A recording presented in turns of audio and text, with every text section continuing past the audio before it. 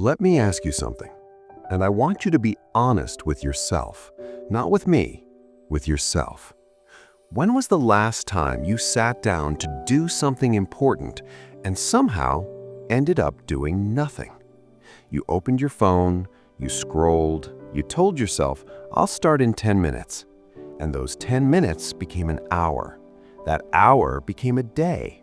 That day became a week. And somewhere deep inside, you whispered to yourself, what is wrong with me? You called yourself lazy. You called yourself weak. You blamed your habits, your phone, your environment. But what if I told you that laziness was never the real problem?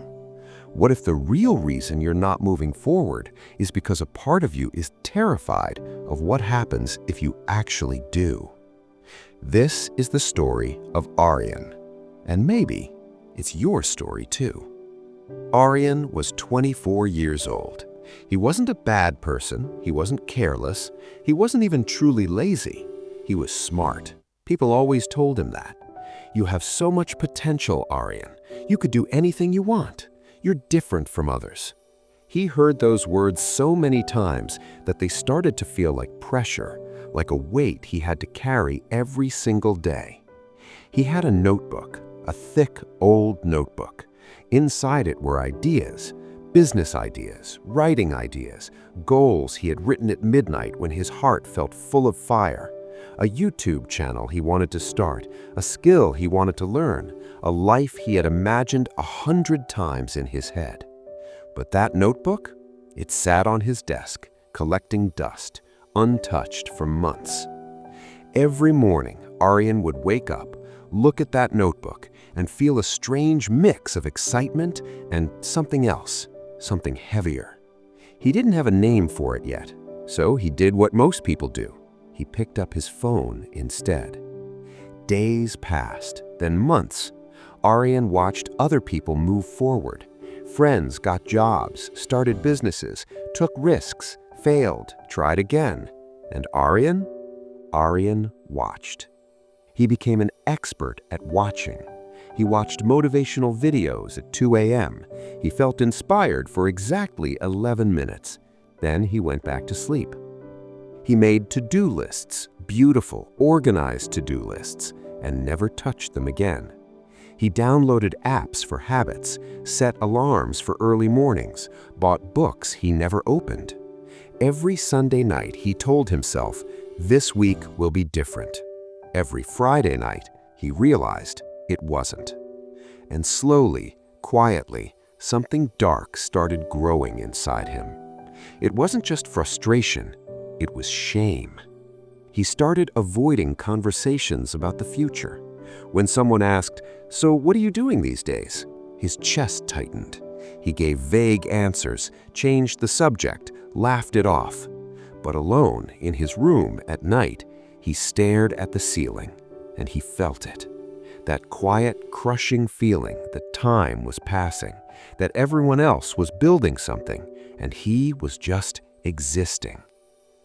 He thought he was lazy, but he had no idea what was really happening inside him.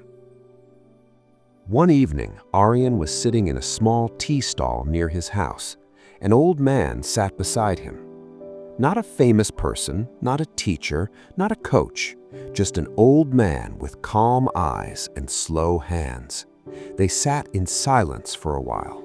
Then the old man looked at Aryan and said, "You look like a man carrying something invisible."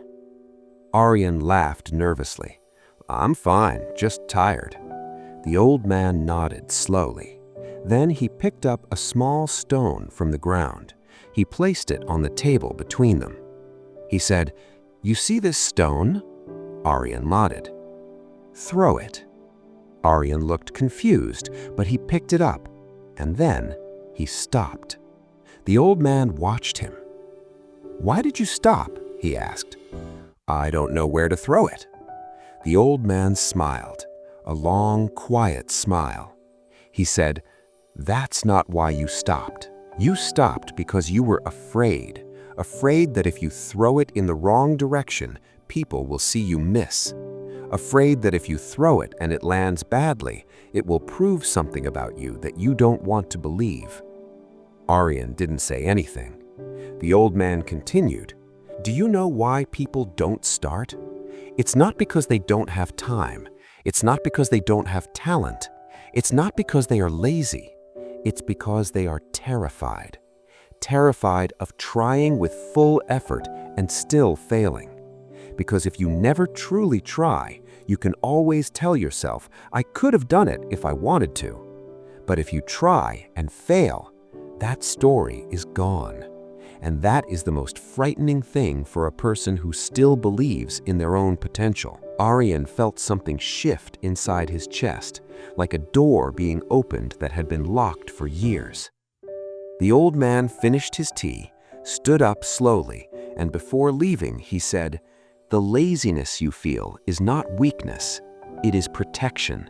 You are protecting yourself from disappointment, but you are also protecting yourself from your own greatness." And he walked away. Aryan sat there for a long time, just him and that small stone still in his hand. That night, Aryan went home. He didn't open his phone. He sat at his desk, he opened that old notebook, and for the first time in months, he didn't look at it with shame. He looked at it with honesty. He read the goals he had written, and he asked himself a question he had never asked before. Am I afraid of failing at this, or am I afraid of succeeding? Because success meant responsibility. Success meant people watching. Success meant no more excuses. And somewhere deep inside, that was scarier than failure. He sat with that thought for a long time, and then something became clear. He wasn't lazy. He had never been lazy. He was a person who cared so deeply about his own potential that he was too afraid to test it. He was protecting a dream by never chasing it, and in doing so, he was slowly killing it. That night, Aryan made no big plans. He didn't write a new to-do list. He didn't set 5 alarms. He didn't make promises he couldn't keep. He just did one thing, one small thing. He opened his laptop and he started. Not perfectly, not confidently, not with a clear plan. He just started with shaking hands and a quiet heart. And for the first time in a long time, he felt something real. Not motivation, not inspiration, something deeper. He felt like himself again. Here is what Aryan learned that night, and here is what I want you to hear. Laziness is rarely about laziness. Most of the time, when we can't move forward, when we keep procrastinating, when we avoid the very things that matter most to us, it's not because we don't care, it's because we care too much. We are so attached to the idea of who we could be that we refuse to risk it by actually trying. We think, what if I try and I'm not good enough? And that thought is so painful, so threatening to our identity that our mind does the only thing it knows how to do. It protects us. It distracts us, it delays us, it exhausts us before we even begin. It calls it laziness, but it is fear. Fear wearing the mask of comfort. And the only way through it is not a better morning routine, not a stronger to-do list, not a new app or a new planner. The only way through it is honesty. Sitting with yourself, looking at what you're really afraid of, and choosing to start anyway.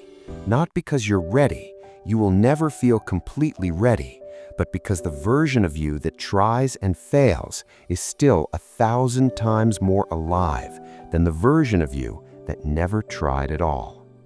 Aryan never became perfect. He had bad days, he lost motivation sometimes, he still struggled, but he stopped calling himself lazy because he finally understood a lazy person doesn't feel pain about wasting time. You do. A lazy person doesn't lie awake thinking about their potential. You do. A lazy person doesn't watch stories like this one, searching for something to wake them up. But you did. That means something. That means the fire is still inside you. Maybe it's small right now. Maybe it's buried under months of silence and doubt. But it's there, and it's waiting.